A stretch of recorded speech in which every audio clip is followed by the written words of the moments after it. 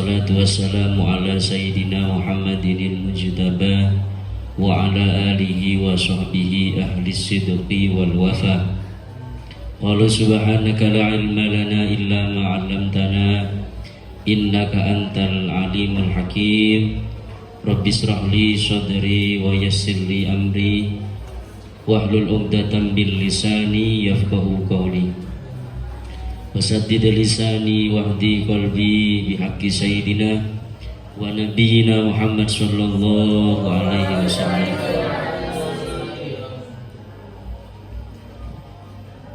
Qala al-muallif rahimahullahu ta'ala wa nafa'na bihi wa bi ulumihi fid dharaini amin. Radhiyallahu ankum wa ankunna ajmain. Al-kibru utawi iki iku nerangake gumedhe. Utawi iki iku nerangake gumedhe.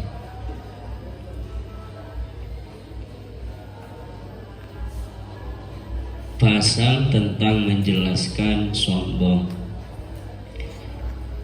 Sebuah cerita hukiyah dan haka nyeritaake ba'duhum sapa sebagiane ulama.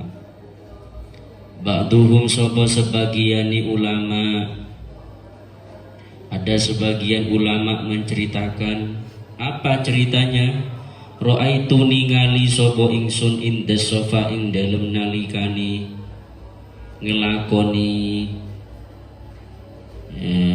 indas sofa ing dalem sandingi gunung Sofa. Mudah-mudahan semuanya bisa tahu langsung gunung Sofa melaksanakan haji dan umroh. Amin ya rabbal alamin. Rajulan ing wong lanang,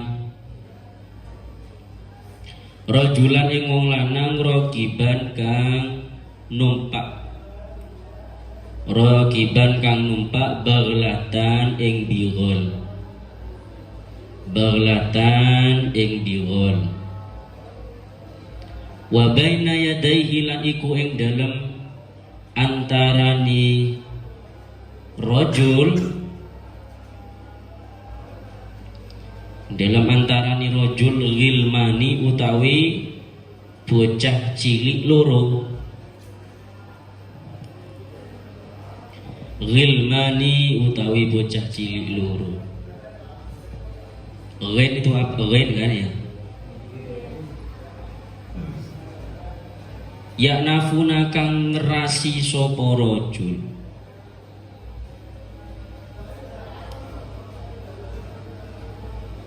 Annasa ing manungsa.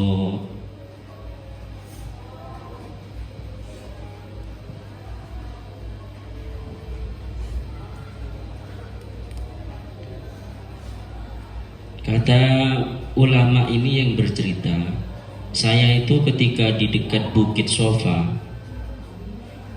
saya melihat seorang laki-laki yang menunggangi bigol. Bigol itu ya sejenis hewan tunggangan, lebih besar daripada kambing, lebih kecil daripada kuda, tengah-tengah. Bigol itu yang bisa dinaiki satu orang, dua orang ya kalau sama anak kecil. Tapi kalau kuda kan dinaiki dua orang, tiga orang bisa. Babaina yadaihi gilman, dan di dekat orang laki-laki tersebut ada dua anak kecil ya nafunan nas,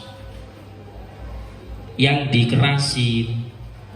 Summa ra'aitu mongko ningali, mongko kare-kare ningali sapa ingsun hu ing rajul di Baghdad ing dalem kota Baghdad, kotanya Syekh Abdul Qadir Al-Jilani. Hafiyan ing apa? Nyeker, jalan kaki, nggak pakai sendal. Hasiron kang nelongso, hafiyan kang nelongso, tawilas sya'ri ing dawa rambuté. Anu aja kang dawa rambuté. Fakultu mongko ngucap sapa ingsun lahu maring rajul, apa yang beliau katakan, ma ing apa fa'ala ngelakoni atau gawe Allahu sapa Allah bika kelawan sira.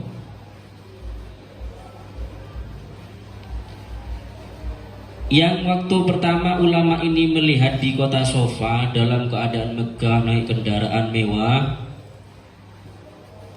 Kemudian ulama ini bertemu dengan laki-laki tersebut yang ketemu di Bukit Sofa, ketemunya di kota Baghdad. Ternyata sudah gak naik kendaraan mewah lagi, gak naik bigol lagi, tapi malah nyeker. Hasiran orangnya nelongso, sudah kumuh gitu kayak gembel. Tawila sya'ri rambutnya juga panjang, maksudnya sudah gak kerawat badannya, padahal dulu sangat mewah sekali. Lalu bertanyalah ulama tersebut kepada laki-laki tersebut, apa yang Allah lakukan kepada kamu kok kamu bisa seperti ini? Qala jawab sapa rajul. Qala jawab sapa rajul tarafa'tu gumedhe sapa ingsun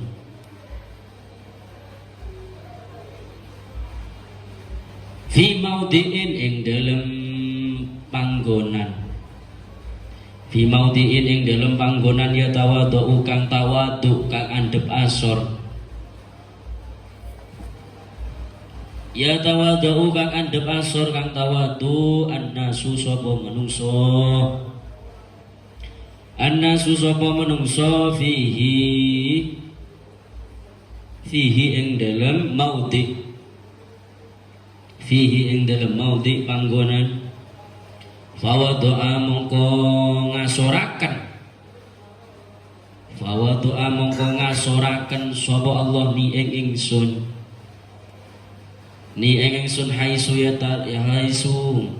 yatarafa'u ing dalem endi-endi ngluhurake annasu sapa manungsa.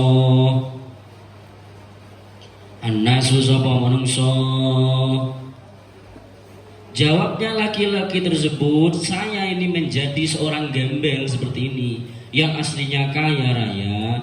Penyebabnya satu, apa? Tarafa'tu fi maudhi'in yatawadhu'un nasu fihi. Saya ini sombong, saya ini bangga diri, sombong. Saya yang kaya gitu. Saya sombongnya di mana? Fi maudhi'in yatawadhu'un nasu fihi, di tempat yang mana orang-orang banyak yang tawadhu, kok malah saya sombong. Fawadu'ani haitsu yatarafa'un nas, akhirnya Allah menghinakan saya karena saya sombong di tempat orang-orang yang tawadhu. Nah, ini karena sombong karena tadi naik kendaraan mewah, punya baju mewah, anaknya kiai, anaknya tentara, anaknya pejabat, atau anaknya polisi, tentara, sombong kepada temannya yang lain, kepada saudaranya yang lain. Akhirnya Allah hinakan dia menjadi seorang yang tidak terawat, yang gembel, menjadi orang yang hina karena disebabkan sombong di tempat orang-orang yang tawadhu. Nah, ini hati-hati. Allahumma do Gusti Allah urzukna, mugi-mugi paringi rizki panjenengan ing kita. At-tawadhu ing tawadhu warfa'na lan mugi-mugi ngangkat panjenengan atau ngeluhuraken panjenengan ing kita bihi kelawan tawadhu bihi kalawan tawadhu makanan ing panggonan aliyan kang luhur, aliyan kang luhur. Ya Allah, berilah kepada kita semuanya sifat tawadhu dan angkatlah derajat kita semuanya, karena sebab tawadhu kita mendapat derajat yang tinggi. Amin Allahumma amin. Nah, jangan sombong nak, jangan sombong. Jangan sombong. Mentang-mentang misalkan kalian pemahamannya pintar, hafalannya cepat, temannya yang hafalannya agak cepat, kalian hinalah, tidak boleh. Dikasih tahu gini loh, cara ngafalinnya begini. Jadi jangan dihina temannya yang lemah dalam hafalannya. Karena kalau kita membantu sama, Allah yang akan membantu kita semakin tinggi derajatnya. Dawuhnya Kanjeng Nabi saya masih ingat, dawuhnya ini khususnya nasihat kepada saya pribadi. Dalam hadis disebutkan, man tawadhu'a rafa'ahullah, barang siapa yang tawadhu Allah akan angkat derajatnya. Wa man takabbara wada'ahullah, barang siapa yang takabbur, yang sombong, Allah akan hinakan dia ya di dunia sampai akhirat. Makanya dalam hadis lain, la yadkhulul jannah, gak akan masuk surga kata Kanjeng Nabi. Sinten Gusti Kanjeng Nabi? Man fi qalbihi misqala dzarratin min kibr, orang yang di dalam hatinya ada sebesar biji gandum daripada sifat kesombongan. Biji gandum, biji jagung gitu. Lalu sahabat nanya, ya Rasulullah, inna rajulan yuhibbu ayyakuna saubuhu hasanan wa na'luhu hasanan ya Rasulullah. Ya Rasulullah, para sahabat itu ada yang suka sandalnya yang bagus, bajunya yang bagus. Kalau bahasa terjemah kita, ya Allah, kita ini senang punya mobil bagus, punya kendaraan bagus, rumah yang bagus. Saya senang ya Rasulullah. Apa sahabat itu pada senang? Apakah itu termasuk sombong? Sahabat nanya karena takut gak masuk surganya Allah. Akhirnya apa? Kata Kanjeng Nabi, siapakah orang yang sombong? Dua katanya. Yang pertama, apa kata Kanjeng Nabi? Innallaha jamil wa yuhibbul jamal. Bukan itu yang sombong. Allah itu suka yang indah-indah. Kamu pakai baju yang bagus, tak apa-apa, indah. Peci yang bagus, kendaraan yang bagus, boleh. Tapi yang disebut orang sombong kata Kanjeng Nabi dua. Satu, batarul haqq, menolak kebenaran. Menolak kebenaran. Dinasihati gak mempan, sholat ayo. Halah, ngapain sholat? Kemarin saya sudah sholat. Duh, kemarin kok sholat, sekarang ya sholat lagi. Ini menolak kebenaran yang datangnya dari Allah. Kamu udah puasa? Ngapain puasa? Ustaz lu udah tahu, Umi udah tahu. Tak mungkin saya. Lah, ini menolak kebenaran namanya.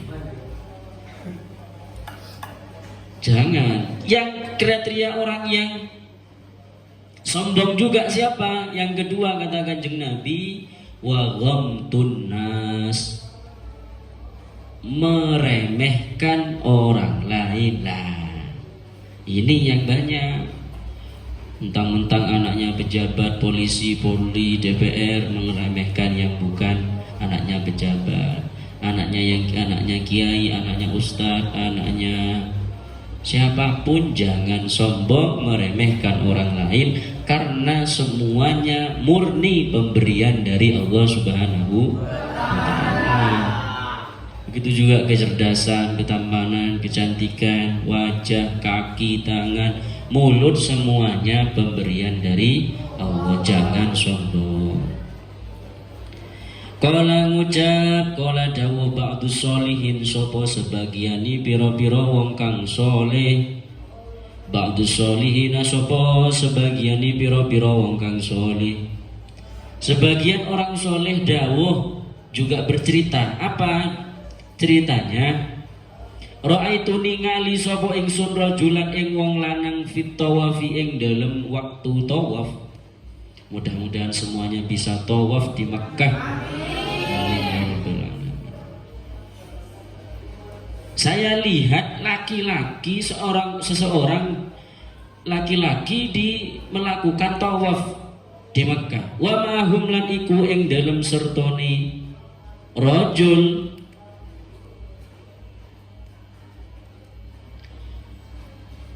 khuddam utawi piro-piro budak yamnauna kang padha nolak sapa khuddam annasa ing manungsa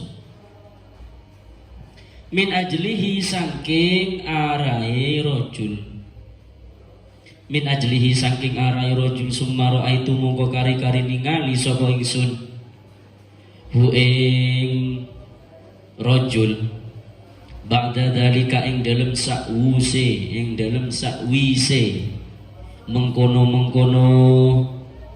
ra'aitu rajulan fit tawaf ila akhirih ala jirsi Baghdad ing atase jembatan Baghdad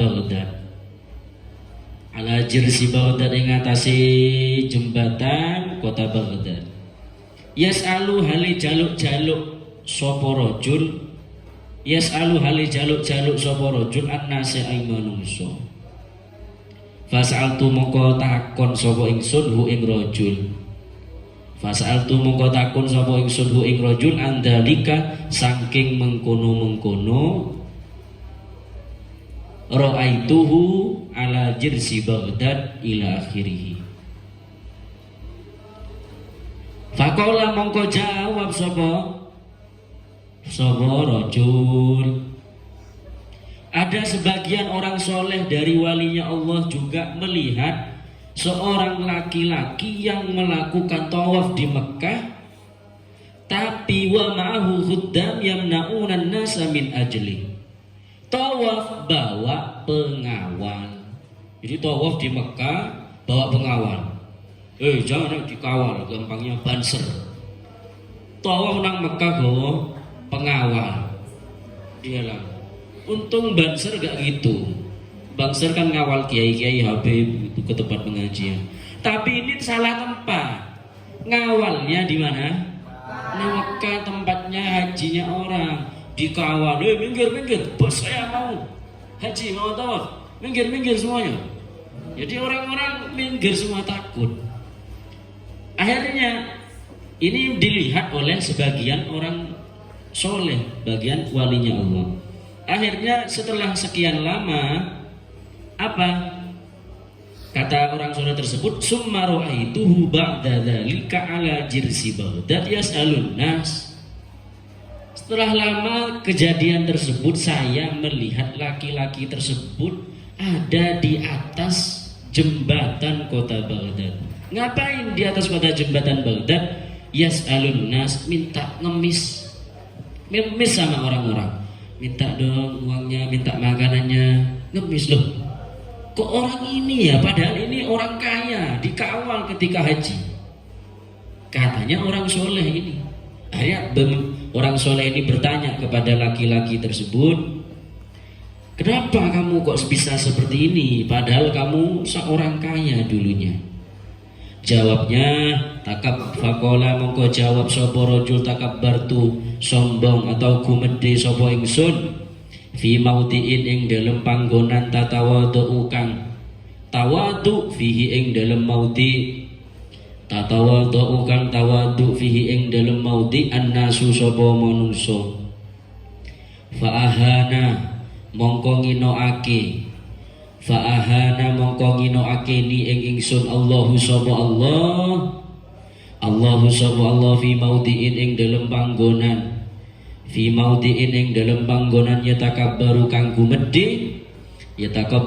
gumedhe annasu sapa manungsa fihi ing dalem mauti annasu sapa manungsa fihi ing dalem mauti Saya ini penyebab saya gini diubah nasibnya sama Allah karena saya sombong di tempat yang orang-orang tawaduk di tempat tersebut. Di mana? Jadi Ka'bah itu ketika tawaf orang-orang tawaduk, malah saya sombong. Akhirnya Allah menjadikan saya hina di tempat orang-orang yang sombong. Nah, ini pelajaran untuk kita semuanya. Ajibatun, luar biasa, ajibah. Zakara nutur An-Nasafi sapa Imam An-Nasafi rahimah mugi-mugi ngelasi. Rahimah mugi-mugi melasi hu ing Imam An-Nasafi Allahu sapa Allah. Apa dauhnya Imam An-Nasafi? Apa kata beliau? Inna iblis satuhuni iblis. La'ana mugi-mugi ngelaknat hu ing iblis Allahu sapa Allah. Amin. Yang kusu iku meneng sapa iblis. Yang kusu iku meneng sapa iblis fi jahannam ing dalem neraka jahannam. Mi'ata amin, mi'ata alfi amin ing dalem 100.000 tahun. Mi'ata alfi amin ing dalem 100.000 tahun.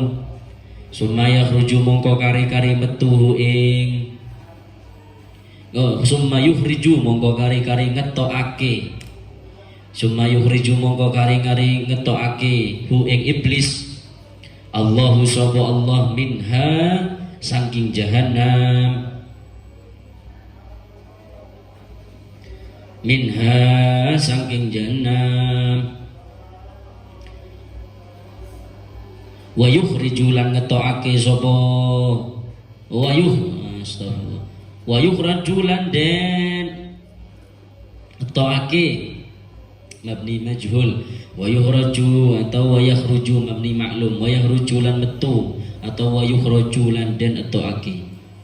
Adamu sapa Nabiullah Adam minal jannati saking swarga. Minal jannati saking swarga. Imam An-Nasafi menyebutkan bahwasanya iblis laknatullah alaih, iblis itu Allah ketika Allah usir dari surga, iblis itu diam di dalam neraka jahanam disiksa sama Allah selama 100 tahun. Padahal iblis dulu itu khazanul jannah, yang megang kuncinya surga itu adalah iblis. Tapi karena sifat kesombongannya, diperintah oleh Allah untuk sujud gak mau. Untuk sujud kepada Nabiullah Adam, padahal bukan sujud untuk ibadah, tapi sujudnya untuk memuliakan Nabiullah Adam atas perintahnya Allah, tapi gak mau. Apa kata iblis? Ana khairun minhu, saya lebih baik dari Adam ya Allah. Nah, merasa dirinya lebih hebat dari Nabiullah Adam. Karena apa? Selain iblis ini sebagai khazanul jannah, pemegang kunci pintu surga, iblis ini adalah guru atau kiai senior. Iblis ini namanya Azazil aslinya. Setiap malaikat itu akan merasa senang, gembira kalau sudah mendengar ceramahnya kiai iblis. Loh iya, saking alimnya iblis ini. Tidak ada tempat di muka bumi ini kecuali sudah pernah disujudi, diibadahi oleh iblis di semua dunia. Ya pantas saya ya Allah, saya lo gampangnya udah banyak ibadahnya, kok malah disuruh sujud sama Adam yang bocai Musa. Begitu.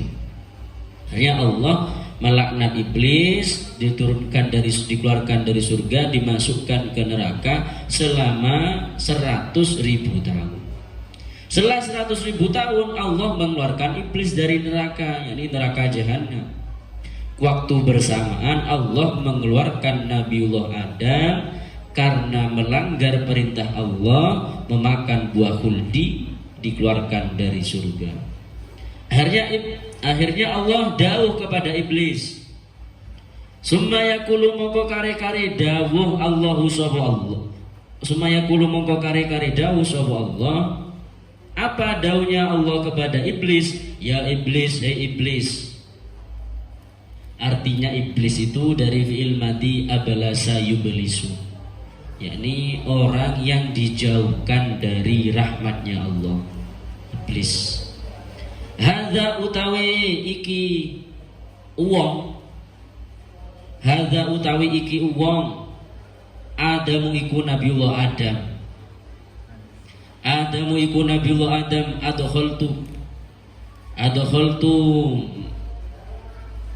nglebokake sapa ingsun ka ing sira. Adkhaltu nglebokake sapa ingsun ka ing sira annara ing neraka. Annara ing neraka bisa babihi kelawan sebabe Nabi Adam. Bisa babihi kelawan sebabe Nabi Adam. Fasjud mongko sujuda sira. Fasjud mongko sujuda sira fil amr. Fasjud mongko si sujuda sira iblis lahu maring Nabiullah Adam. Allah dawuh kepada iblis, ini Adam tak keluarin dari surga. Dulu kamu kan gak mau perintah sujud sama saya ketika di surga. Ini Adam sekarang dikeluarkan sama saya dari surga, sujud kamu kepada Nabiullah Adam sekarang. Kan Adam yang menyebabkan kamu masuk neraka. Lah kamu tak keluarkan dari neraka sudah 100 tahun, sekarang sujud kamu kepada Nabiullah Adam. Apa daunnya iblis? Kok daunnya iblis ya? Nyerocosnya iblis. Apa kata iblis? Fayaqulu mongko nyerocos mongko ngucap sapa iblis. Asaitu maksiat sapa ingsun hu ing Adam. Hu ing Adam asaitu maksiat duraka sapa ingsun hu ing Adam. Awalan ing dalem kawitane. Awalan ing dalem kawitane fala utiu mongko ora manut mongko ora taat mongko ora manut sapa ingsun hu ing Adam. Hu ing Nabi Adam fala utiu mongko ora manut hu ing Nabi Adam saniyan ing dalem kaping pindho. Saniyan ing dalam kaping pindho. Jawabnya iblis terhadap perintahnya Allah, ya Allah, saya sudah asaitu awalan, saya sudah maksiat duraka sama Nabiullah Adam pertama kali, maka untuk kedua kalinya saya juga tidak mau untuk mematuhi Nabi Adam. Nah ini, seandainya iblis mau untuk sujud kepada Nabiullah Adam saat ini, maka kata para ulama Allah akan mengangkat sifat laknatnya Allah kepada iblis, gak dilaknat lagi. Malah sekarang karena apa? Karena omongan yang keduanya ini, sifat sombongnya ini, Nabi siapa? Iblis tetap dilaknat sampai hari kiamat. Ini karena gak mau sujud lagi, padahal suruh sujud toh. Nah ini karena merasa dirinya lebih hebat daripada Nabiullah Adam dan lebih banyak ibadahnya daripada Nabiullah Adam. Ini merupakan sifat kesombongan. Jadi kalau seseorang merasa dirinya lebih hebat dari orang lain, kamu siapa? Saya hebat. Kamu siapa? Oh saya. Kamu kok pinter? Iya saya belajar. Kamu kok hafalannya cepat? Iya saya cerdas. Berarti ini temennya. Hati-hati. Makanya kata-kata ana itu, ana, saya, itu adalah sifat kesombongan. Kata Sayyid Muhammad bin Alawi bin Abbas al-Maliki, saya dikit-dikit saya. Nah ini sombong. Qala dawu Ibnu Uyainah, sapa Imam Ibnu Uyainah rahimahullah, apa daunya idza kanat ing dalam tatkalane ono maksiatul abdi apa maksiati kaula. Maksiatul abdi apa maksiati kaula minasyahwati iku saking syahwat, saking keinginan Allah, saking keinginan elek.